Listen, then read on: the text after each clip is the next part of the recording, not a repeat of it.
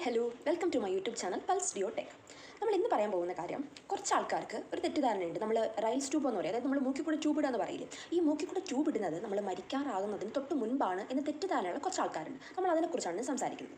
ശരിക്കും എന്താണ് ഈ റൈൽസ് ട്യൂബ്? റൈൽസ് ട്യൂബ് എന്ന് വെച്ചാൽ ചില ആൾക്കാർക്ക് നമ്മൾ നോർമലി വായിൽ കൂടെ അല്ലേ ഭക്ഷണം കഴിക്കുന്നത്. അപ്പോൾ ചില ആൾക്കാർക്ക് വായിൽ കൂടെ ഭക്ഷണം കഴിക്കാൻ പറ്റാത്ത ഒരു അവസ്ഥ വരും. അപ്പോൾ അത്തരത്തിലുള്ള ആൾക്കാർക്ക് നമ്മൾ ഭക്ഷണം കഴിക്കാതെ നിന്ന് നമുക്ക് അതിൻ്റേതായ ബുദ്ധിമുട്ടുകൾ, നമ്മുടെ ശരീരത്തിന് എപ്പോഴും എനർജി ഒക്കെ വേണം അല്ലേ. അപ്പം അങ്ങനെ വരുന്ന ആൾക്കാർക്ക്, വായിൽ കൂടെ ഭക്ഷണം എടുക്കാൻ പറ്റാത്ത ആൾക്കാർക്ക്, വായിൽ കൂടെ ഭക്ഷണം എടുക്കുന്ന സമയത്ത് ശ്വാസകോശത്തിലേക്ക് ഇറങ്ങിപ്പോയി പിന്നെ ആസ്പിറേഷൻ, ന്യൂമോണിയ എന്നൊക്കെ പറയും. അങ്ങനത്തെ കുറേ കാര്യങ്ങളുണ്ട്. അപ്പം അതൊക്കെ ഉണ്ടാകാൻ സാധ്യതയുള്ള ആൾക്കാർ, അതായത് മെയിനായിട്ട് ഭക്ഷണം കഴിക്കുമ്പോൾ എപ്പോഴും ചുമ വന്നുകൊണ്ടിരിക്കുന്ന ആൾക്കാർക്ക്, അങ്ങനെയുള്ള ആൾക്കാർക്ക് നമ്മൾ ഇട്ട് കൊടുക്കുന്നതാണ് ഈ റൈൽസ് ട്യൂബ് എന്ന് പറയുന്നത്. അത് മാത്രമല്ല, ഹോസ്പിറ്റലൈസ്ഡ് ആയിട്ട് കിടക്കുന്ന പേഷ്യൻസിന് നമ്മൾ ഇട്ട് കൊടുക്കാറുണ്ട്. ഇപ്പം എന്തെങ്കിലും ആക്സിഡൻ്റ് ഒക്കെ ആയി കിടക്കുമ്പോൾ നമ്മൾ അവർക്ക് ട്യൂബ് വഴി ഫീഡ് ചെയ്യാറുണ്ട്. കാരണം നമ്മൾ ഭക്ഷണം കഴിച്ചില്ലെങ്കിൽ എല്ലാവർക്കും നമുക്കറിയാം, നമ്മളിപ്പം ഒരു മുറിവ് ഉണങ്ങണമെങ്കിൽ തന്നെ നമുക്ക് ന്യൂട്രിയൻസ് വേണം, പ്രോട്ടീൻസ് വേണം, ബിൽഡിങ്ങിനൊക്കെ നമുക്ക് ന്യൂട്രിയൻസ് വേണം. അപ്പം ഈ ന്യൂട്രിയൻസ് കിട്ടാതെ വരുമ്പോൾ പ്രശ്നമുണ്ടാവും, അതിൻ്റേതായ പ്രശ്നങ്ങളുണ്ടാവും. അപ്പം അങ്ങനെ വായിൽ കൂടെ കഴിക്കാൻ പറ്റാത്ത ആൾക്കാർക്കാണ് നമ്മൾ ഈ ട്യൂബ് ഇട്ട് കൊടുക്കുന്നത്.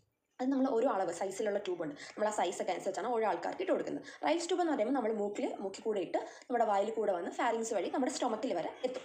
ആ ഒരു ജംഗ്ഷനിൽ വന്ന് കിടക്കുകയാണ്, ഈ സൊഫാഗസിൻ്റെ സ്റ്റൊമക്കിൻ്റെ ജംഗ്ഷനിൽ ഇറങ്ങി വന്ന് കിടക്കുന്നതാണ്.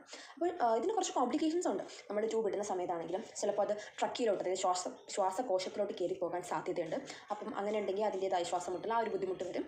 പിന്നെ നമുക്കുള്ള ബുദ്ധിമുട്ടെന്ന് വെച്ചാൽ, നമ്മൾ ട്യൂബ് ഇട്ടിട്ട് നമ്മൾ തലയൊന്നും പൊക്കാതെ നേരെ കിടക്കുകയാണെങ്കിൽ ആ പേഷ്യൻസിന് ഈ കിടക്കുന്ന ഫുഡ് തിരിച്ച് ആ ട്യൂബിലൂടെ വന്നിട്ട് നമ്മുടെ ശ്വാസകോശത്തിൽ ആസ്പിറേഷൻ എടുക്കും. ട്യൂബിലൂടെ അല്ല, ആ ട്യൂബിൻ്റെ ആ ഗ്യാപ്പിലൂടെ വന്നിട്ട് ആസ്പിറേഷൻ ന്യൂമോണിയ വരാൻ, അതായത് ലങ്സിലോട്ട് ഇറങ്ങിയിട്ട് ആസ്പിറേഷൻ ന്യൂമോണിയ വരാൻ സാധ്യതയുണ്ട്. ന്യൂമോണിയ പോലെ വരും, ഒരു ഇൻഫെക്ഷൻ പോലെ വന്ന് പിന്നെ ഭയങ്കര ശ്വാസമുട്ടും ബുദ്ധിമുട്ടും ഒക്കെ ആയിട്ട് വരാറുണ്ട്. അതാണ് ഇതിൻ്റെ രണ്ട് കോംപ്ലിക്കേഷൻസ് എന്ന് പറയുന്നത്.